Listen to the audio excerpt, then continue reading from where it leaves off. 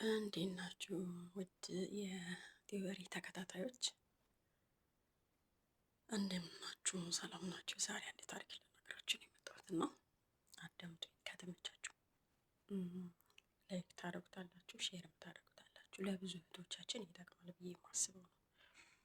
አንድ ጓደኛዬ ታሪክ ነበረ እና የዛሬ 8 ዓመት ምናምን አካባቢ ዱባይ ነበረች። አብረን ነበርን እና ዱባይ እየሰራ ነበር እና አብረን አንድ ቤት ነበረ የምንሰራ። ኢትዮጵያዊ ናት፣ ባል አላት፣ ልጅ አላት።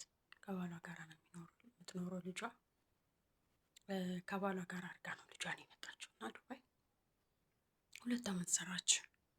2 ዓመት ከሰራች በኋላ ተመልሳ ተነስታ ወደ አዲስ አበባ ትሄዳለች፣ ወደ ባሏና ልጇ ጋር። ብሯን በባሏ ነው የምትልከው ሙሉ በሙሉ ማለት ነው። ምንም የገዛችው ምንም ያስቀመጠችው ነገር የለም ለራሷ ብላ። እውነት 15,000 ብር ብቻ ነው ባንክ ቤት ያላት፣ ሌላ ምንም ብር የላትም። እንዳለ መስለካው ለሱ ነው። እሷ ምንም የምታውቀው ታሪክ የለም ከዚህ እስከምትሄድ ድረስ ማለት ነው። ግን እሱ አግብቶ ነበር የጠበቃት። ስትሄድ ኤርፖርት ማን የተቀበላት? እሱን የተቀበላት ባሏ ማለት ነው። የት ይዟት ይሄዳል? እቤቱ። ያችኛዋ ሚስት አለች፣ ይችኛዋ ሄደች። ከዛ ከሄዱ በኋላ እዛ ታድራለች። እሷ ምንም የምታውቀው ነገር የለም፣ ምንም የምታውቀው ታሪክ የለም። የልጅ ናፍቆት ነው። ልጅ አለ፣ ቤተሰብ፣ ትዳር አለ። ያ ናፍቋታል። ከዛም ተነስታ ትሄዳለች፣ ታድራለች። ጠዋት ልጇን ይዛ ገብርኤል ቤተክርስቲያን ይሄዳሉ።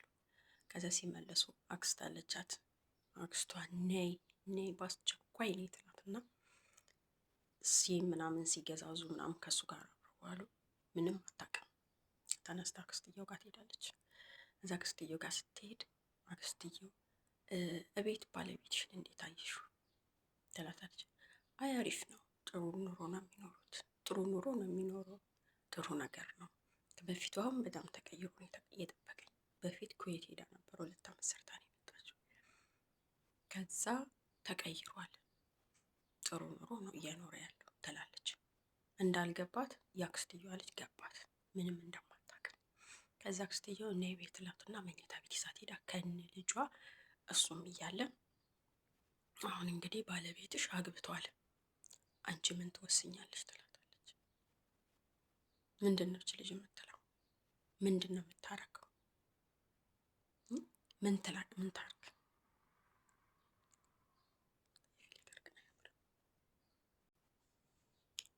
እና እች ልጅ ምን ታድርግ? ምን ማድረግ አለባት? አይምሮ አይቃወስም? እናንተ በሷ ቦታ ብትሆኑ ምን እንደምታረጉት? እነሱ የምታረገውን ያጣችው፣ የምትሆነውን የጠፋባት። ከዛ እንደዛ እያለች በጣም አይምሮ ተነካ፣ በጣም ማለት ነው። አለቀሰች፣ አዘነች፣ በጣም ተጎዳች ከሚገባው በላይ። በዛ ላይ ቤተሰብ ጋር ሄደችም። ተነስታ ቤተሰብ ጋር ሄደች። ቤተሰቦቿ የሚኖሩት አዳማ ነው። ተነስታ ቤተሰቦቿ ጋር ሄደች። ግን ውስጧ በጣም አዝኗል ከሚገባው በላይ። የምታረገውን አታለች። ሰው በሚያስፈልግበት ሰዓት ሰው የላትም ነበር።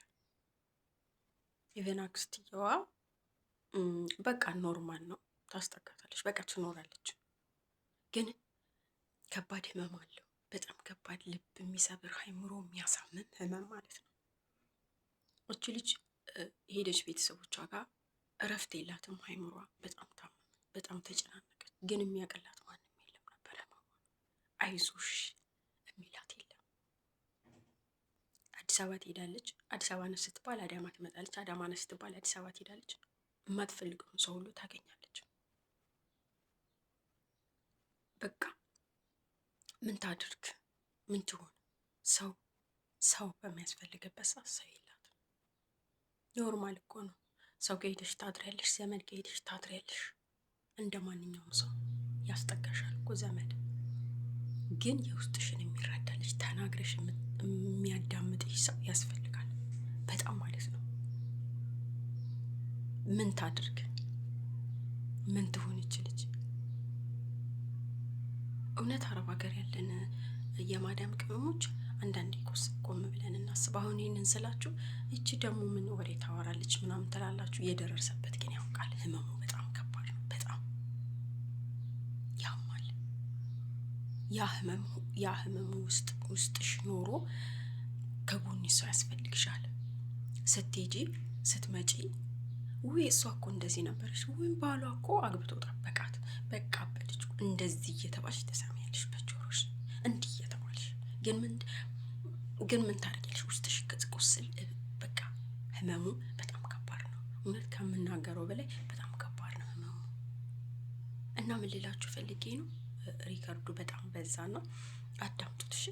ለጓደኞቻችሁ ምናምን እንትን ሼር አድርጉላቸው። እውነት የማዳም ቅመሞች ባለትዳር ነኝ ባላለኝ ባሌን አምነዋለሁ ልጅ አለን ይሄን አላመት ቆይተናል ብላችሁ ብራችሁን በሙሉ አትላኩ ለወንድ ልጅ። እውነቴን ነው ብላችሁ አትላኩ። ያዙ ትንሽ ነገር። እዚህ እኮ ጎንበስ ቀና ደፋ ቀና ብለን ከሰው በታችሁ ነኝ የሰው ሽንት ቤት አጥበን የሰው ምናምን አይደል ስንት ነገር የሰው ፊት ገርፎን የምናመጣውን ብር እውነት ያዙ። በቃ ለራሳችሁ ትንሽ ነገር ያዝ አድርጉ። እውነቴን ነው የምላችሁ በጣም ከባድ ነው። የምታምኑት ሰው እንደዚህ ሲጎዳችሁ ምን ታረጋላችሁ? እናንተ ብትሆኑ ምን ታረጋላችሁ? መልሱን በኮሜንት አስቀምጡልኝ። ሁለተኛውን ፓርት አቀርብላችኋለሁ። እሺ እኔ የማዳም ቅመም ነኝ። እወዳችኋለሁ።